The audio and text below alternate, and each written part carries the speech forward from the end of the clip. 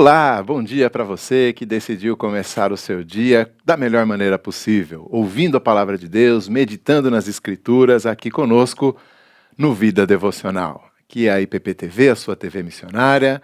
Meu nome é Pastor Alceu, eu sou pastor da Igreja Presbiteriana da Freguesia do Ó, e nós vamos passar agora essa meia hora falando a respeito da palavra de Deus e aprendendo do nosso Senhor.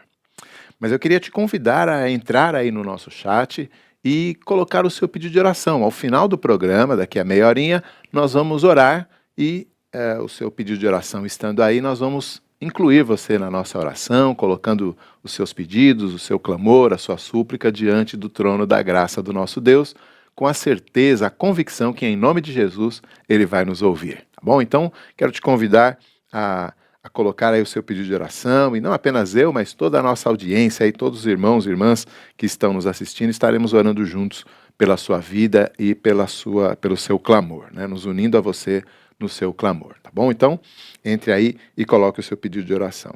Enquanto isso, nós vamos ler a palavra de Deus. Então, se você tem uma Bíblia aí, abra a sua Bíblia lá no Novo Testamento, na Epístola aos Hebreus. Eu tenho estudado com vocês aqui, nas manhãs em que eu participo, de 15 em 15 dias, a Epístola aos Hebreus desde o início. Desde o capítulo 1 nós temos feito isso e já estamos no capítulo 5. Então, abra a sua Bíblia em Hebreus, capítulo 5.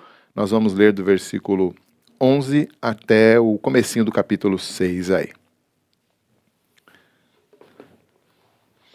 Hebreus, capítulo 5, do versículo 11 em diante.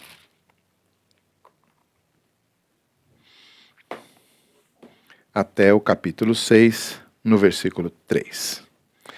Vamos começar com uma oração, assim a gente pede para Deus abençoar a nossa vida, abençoar a nossa mente, abrir o nosso coração para que a palavra dele entre e produza frutos ali, tá bom?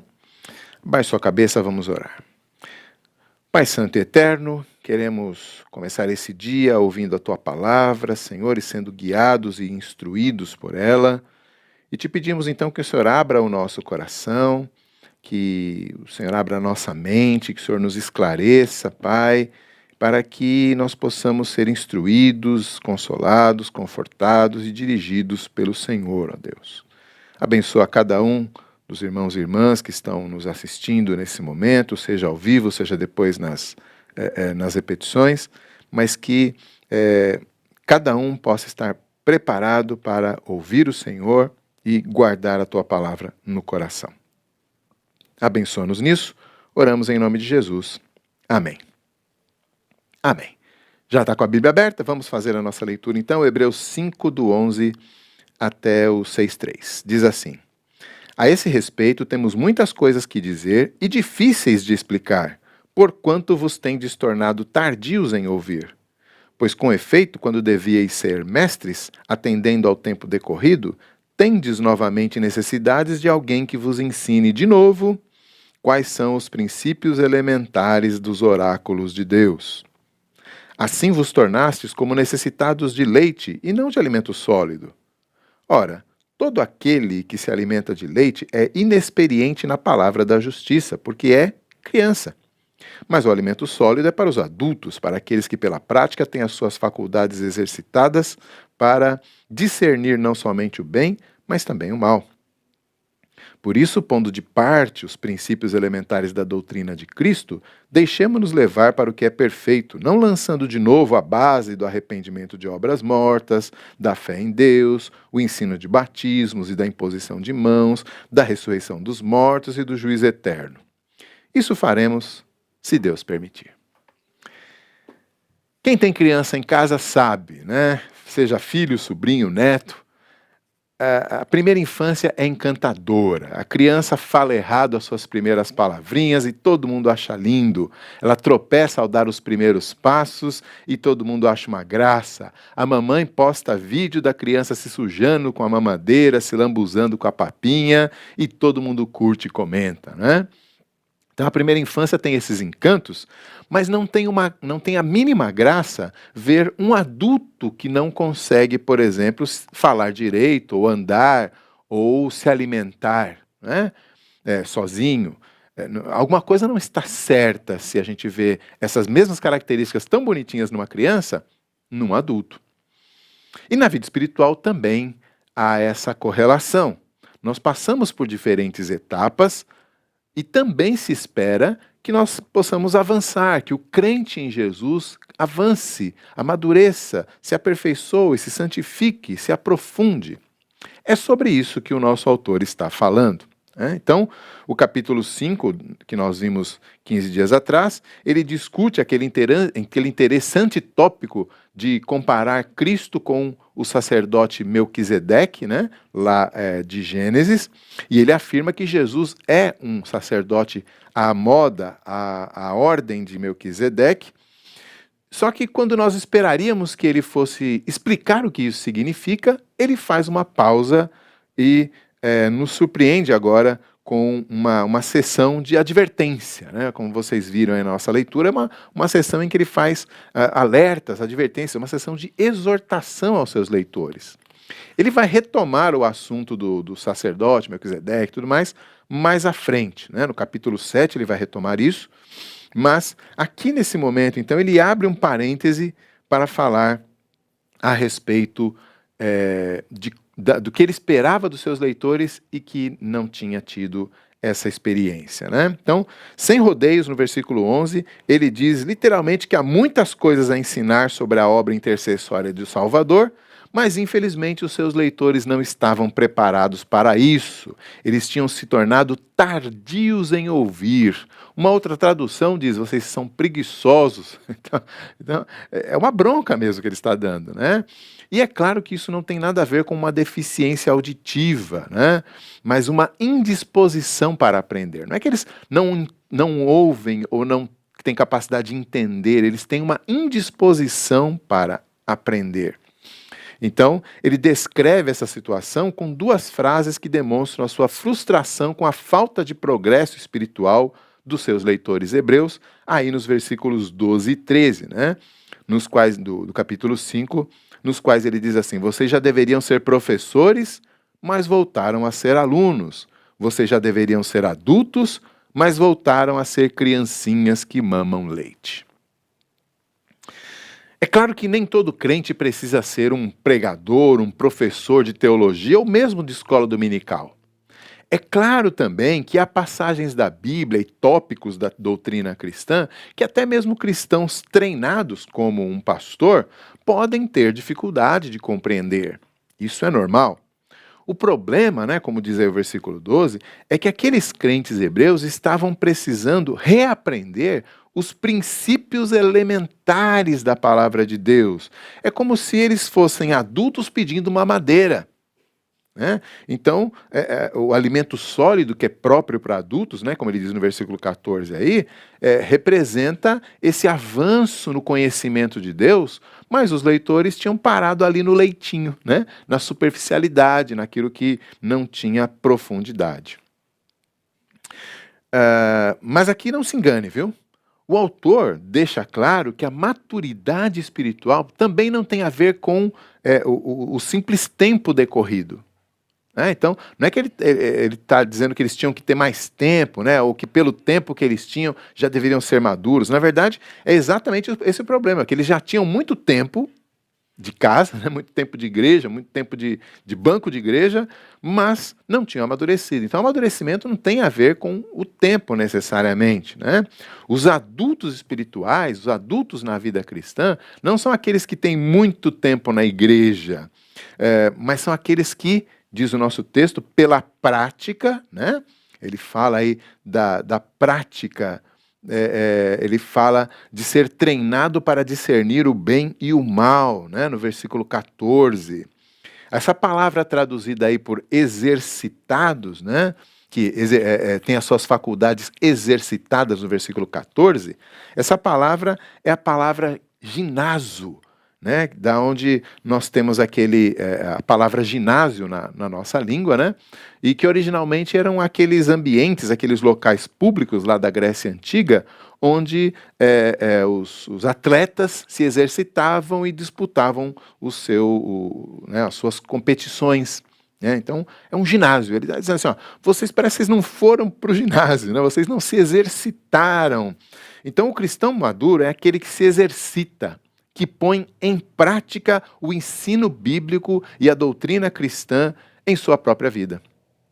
Então veja, realmente não tem a ver com inteligência, não tem a ver com uma capacidade única, não tem a ver com muito conhecimento necessariamente, não tem a ver com muito tempo na igreja, tem a ver com colocar em prática aquilo que você já sabe. Se você só sabe o básico, coloque em prática isso. Você consegue saber, você consegue aprender coisas mais avançadas? Ah, eu sei grego, eu sei hebraico, coloque em prática isso. Então, essa é a ideia dele. Então, os princípios, sejam elementares, sejam avançados, sempre precisam promover mudança, transformação na vida do cristão.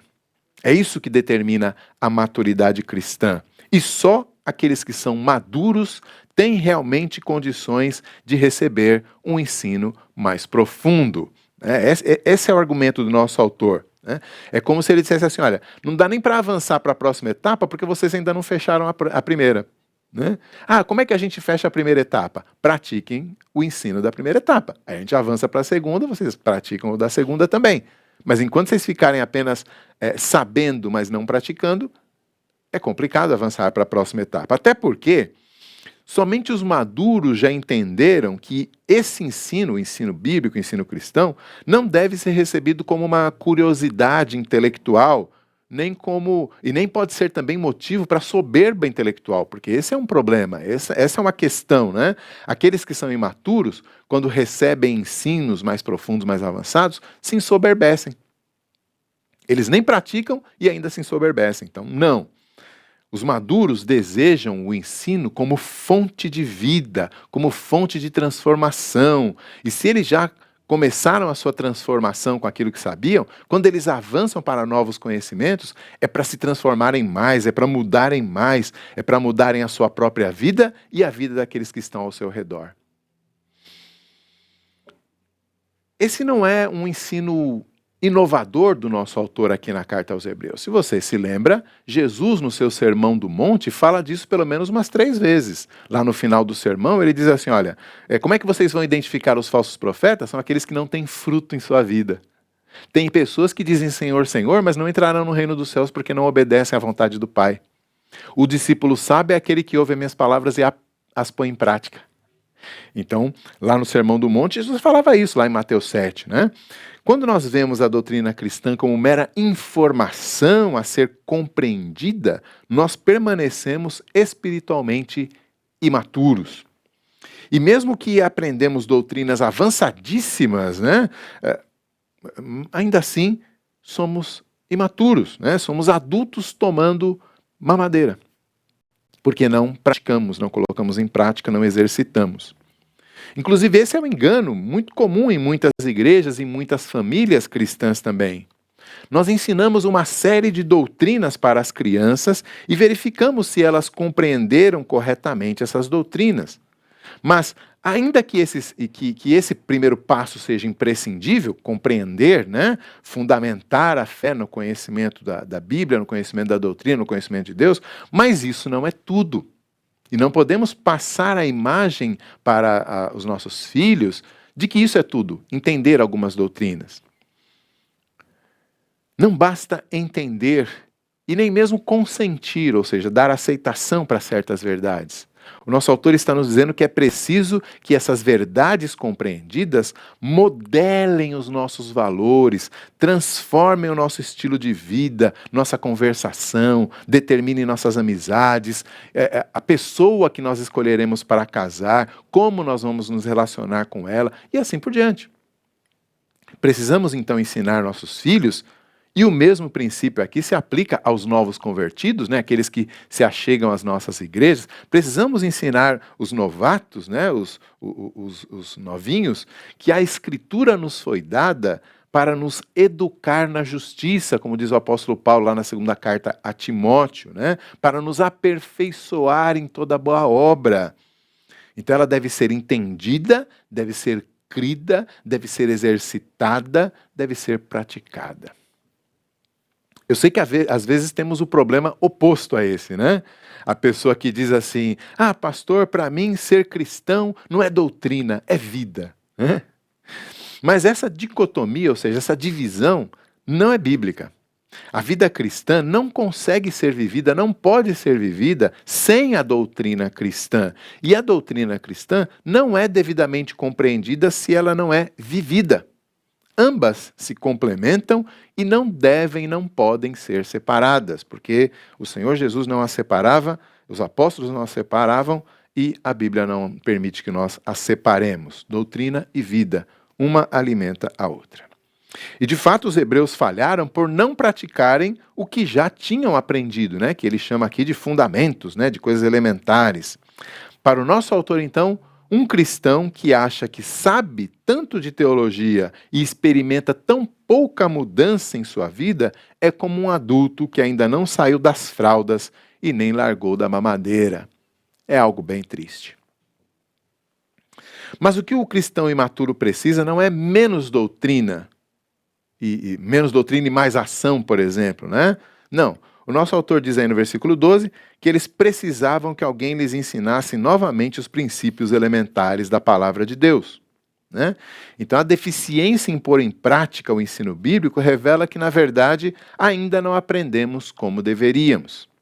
Agora, o curioso é que logo após dizer que seus leitores eram lentos para aprender e que precisavam reaprender o básico, nós esperaríamos então que o nosso autor agora dissesse: sendo assim, eu vou falar do básico novamente para vocês, né? Não aprender, repetir o de ano, vamos voltar para o básico. Mas também não é isso que ele faz, né? Veja no versículo, no capítulo 6, aí ele começa assim, dizendo: vocês não entenderam o básico, por isso vamos deixar de lado o básico e avançar para o que é perfeito. Percebeu? Né? Pondo de parte os princípios elementares da doutrina de Cristo, deixemos-nos levar para o que é perfeito. Então, quais são essas verdades básicas e elementares que os hebreus já deveriam ser mestres, mas que ainda não tinham assimilado muito bem, que o escritor agora diz: vamos deixar isso de lado? Ele coloca aí do versículo 1 e 2, 6 doutrinas. Porém, antes de vê-las aqui rapidamente, essas doutrinas básicas, eu quero lembrar a vocês aquilo que eu já tinha falado em outras vezes, quando começamos os nossos estudos da Epístola aos Hebreus, que é o seguinte: quem eram esses hebreus?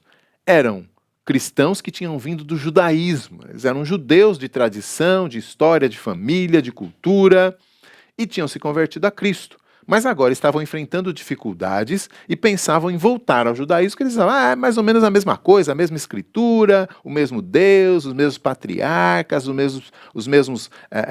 Então, por causa dessa familiaridade, isso tinha se tornado uma pedra de tropeço para eles, porque eles achavam que dava para simplesmente voltar atrás e sem perder nada, né? E o autor está falando desde o começo da carta que não dá para sair de Cristo, porque sem Cristo você não tem nada, você não tem Deus, você não tem nada. Então, esses leitores estavam debaixo dessa influência cultural que eles tinham, né, que eles traziam, essa bagagem cultural judaica, religiosa, cultural, social, e debaixo dessas influências, eles não conseguiam se desprender completamente dessa bagagem e, na verdade, não percebiam que havia contradições entre esse contexto do qual eles vinham e a fé cristã que eles estavam abraçando, a fé apostólica que eles tinham conhecido e à qual deviam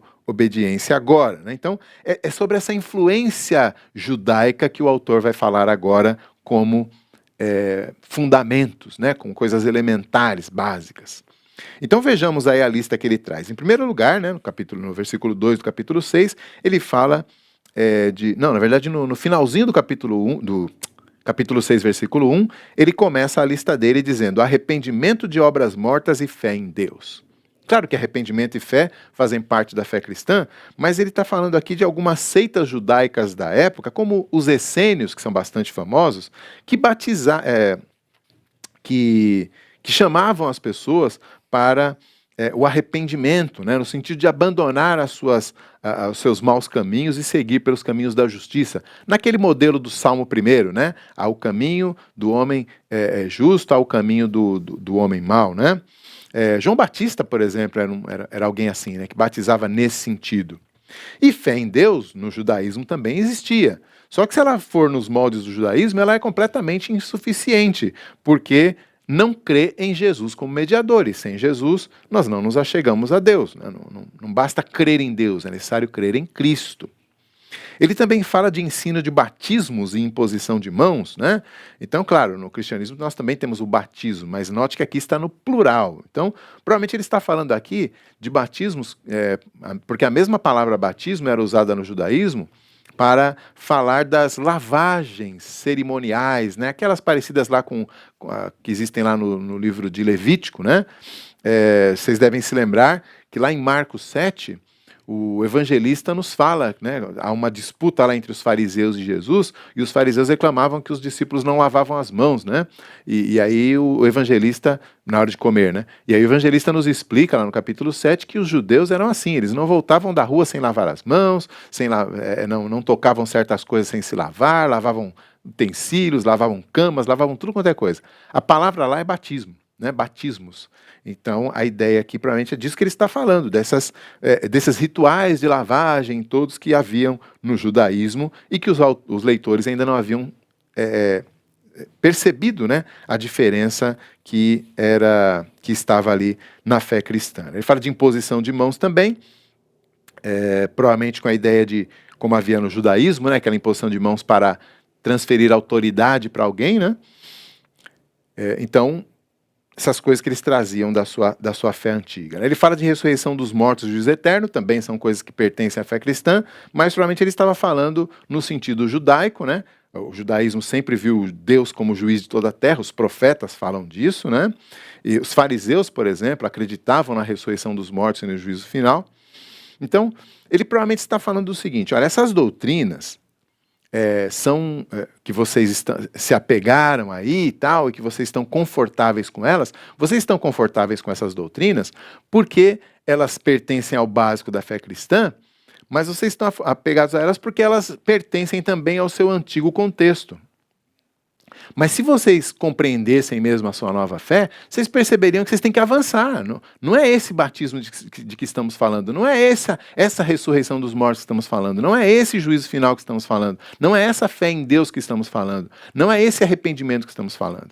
Né? Então, ele quer que os seus leitores percebam que aqueles princípios elementares da fé, que eram ensinados dentro do cristianismo também, estavam sendo ali como uma zona de conforto cultural e religiosa para eles. Né? Eles não precisavam sair, não precisavam mudar nada, porque aquilo já pertencia à sua antiga fé, e eles tinham estagnado nessas coisas, não avançavam para outras doutrinas, nem tampouco aprofundavam seu entendimento dessas mesmas doutrinas básicas dentro agora do contexto cristão, né? Então eles não percebiam nem mesmo as diferenças profundas que havia entre a interpretação judaica e a interpretação cristã dessas doutrinas. Nesse sentido, o pagão que se convertia tinha uma vantagem. Ele não precisava muito discernimento para perceber que as suas práticas antigas eram completamente erradas, né? A sua idolatria, a sua libertinagem. Ele sabia que quase a totalidade das suas convicções e práticas e valores tinham que ser jogados fora, né? Agora que ele abraçava a fé cristã. Mas os hebreus não. Eles tinham se estagnado em tópicos que eles já dominavam em alguma medida, e isso tinha se tornado uma pedra de tropeço, um laço aí para eles, né? Porque, afinal de contas, o cristianismo autêntico e pleno tem que ser muito mais do que uma mera expressão da minha própria cultura, das minhas próprias preferências pessoais, da minha ideologia.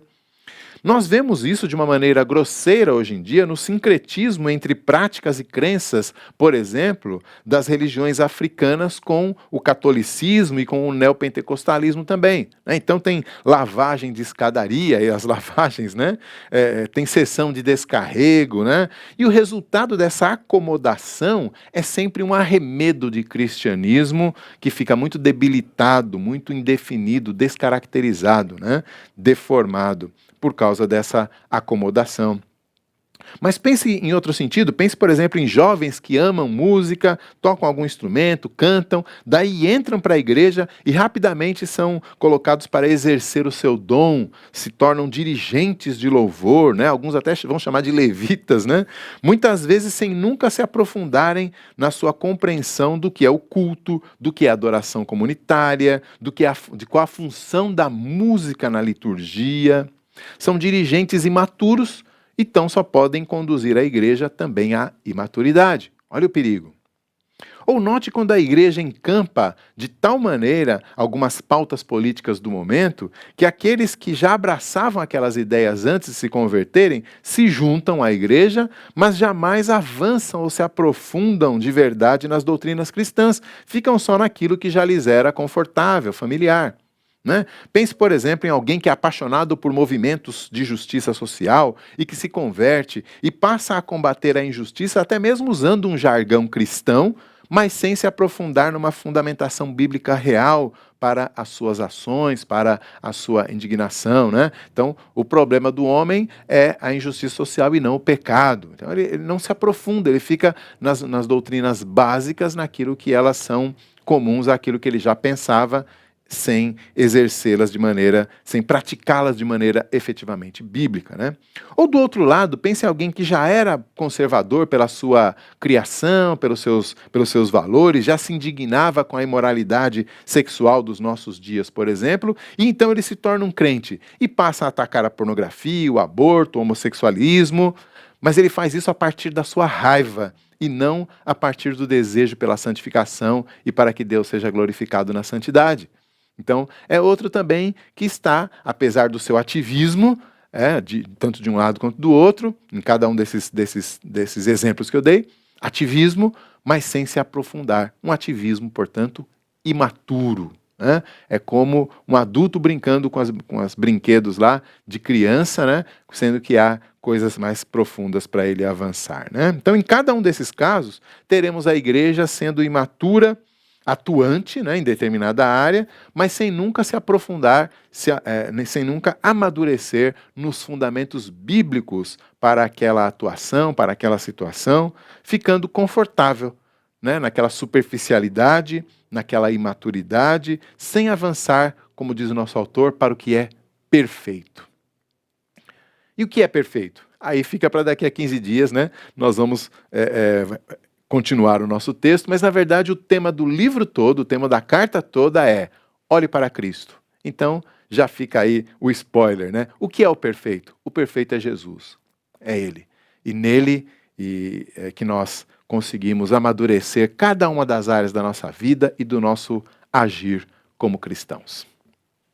Tá bom? Então, que o Senhor nos abençoe e nos guarde dessas imaturidades, dessas tolices que às vezes acabam nos ganhando, né? Deixa eu ver se temos pedidos de oração aqui.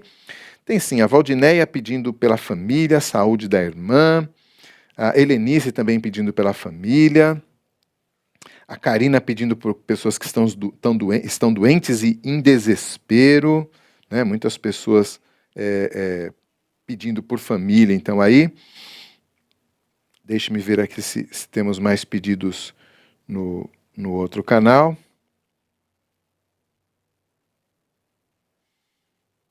Muitos pedidos por família, né? Aqui. A Ana Paula pedindo oração pela vida dela. Então, a maioria dos pedidos pela família, a gente, né, percebe que realmente essa é uma constante. E alguns pedidos pela própria vida, né? A Ana Paula aqui pedindo, a Ana pedindo pela sua própria vida. Tem mais um pedido aqui, a Hilda. A Hilda está agradecendo a oportunidade de ouvir as verdades do Evangelho. Maria Borges está pedindo por libertação e salvação da família e familiares. Então a gente vê que realmente há essa preocupação, né, com a família. Né? A Josenice pedindo oração pela família, pelos filhos Arthur, Lucas e o esposo Alexandre. E a Marlene também pedindo oração por ela mesma e pelos filhos e netos e toda a família. Ela é de Vitória do Espírito Santo. E também a Ana Célia pedindo pelo município de Itaboraí, Rio de Janeiro. Né? Não sei o que está acontecendo lá no município, talvez a violência, né? Como em tantas cidades do nosso país. Então, aqui alguns pedidos, boa parte pela família, Vamos então falar com o Senhor e colocar diante dele essas nossas necessidades, né? Abaixe sua cabeça, vamos falar com Deus. Pai Santo e querido, em nome de Cristo Jesus, queremos te agradecer por esse tempo de aprendizado, queremos te pedir perdão, Senhor, se temos nos acomodado com a superficialidade, com a imaturidade da vida cristã, e te pedimos, ó Pai, que o Senhor nos ajude a olhar para Cristo e buscar nele o modelo de maturidade cristã, de aprofundamento espiritual que nós tanto precisamos, ó Deus. Queremos também te pedir por esses motivos de oração que foram colocados no chat, ó Deus. A maioria deles é pela família. Nós sabemos que há muitas famílias divididas, ó Deus, e pedimos que o Senhor entre nesses lares e cative também o coração daqueles que ainda não creem em Ti, não creem no Teu Filho, ó Pai. Sejam filhos, cônjuges, netos, parentes, ó Deus, irmãos. Atua, Pai, com o Teu Santo Espírito e converte aqueles que ainda não conhecem a Jesus, ó Deus. Toca no coração de cada um, ó Pai. Também te pedimos, ó Deus, por aqueles lares que estão mais ainda divididos, ó Pai, com problemas, com drogas, com divórcio, com traições. Tem misericórdia, Senhor, e entra com os teus cuidados sobre a vida dessas famílias, ó Deus. Atua também no coração de cada um, dando paz, ó Deus, dando confiança no Senhor, ó Pai. Abençoa também, ó Deus, essa cidade carioca aí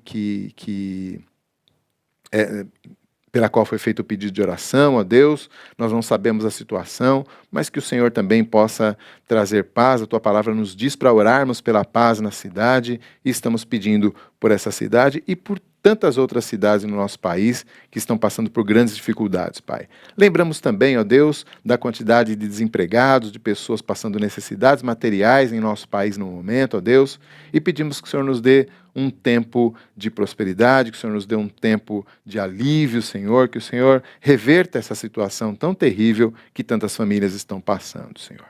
Oramos agradecidos, em nome de Jesus. Amém. Amém. Graças a Deus. Bom final de semana para vocês e até a próxima.